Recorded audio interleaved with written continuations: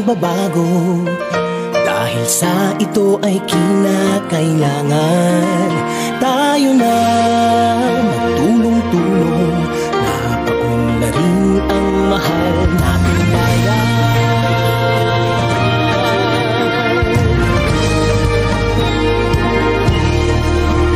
Panahon na magbabago at ayos ang mga dapat ayusin.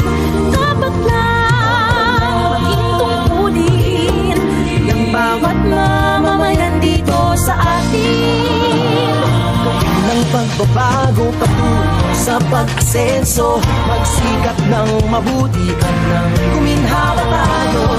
Bago malaki natin sa mundo at ipamalas ang bagong Pilipino at bagong Pilipinas.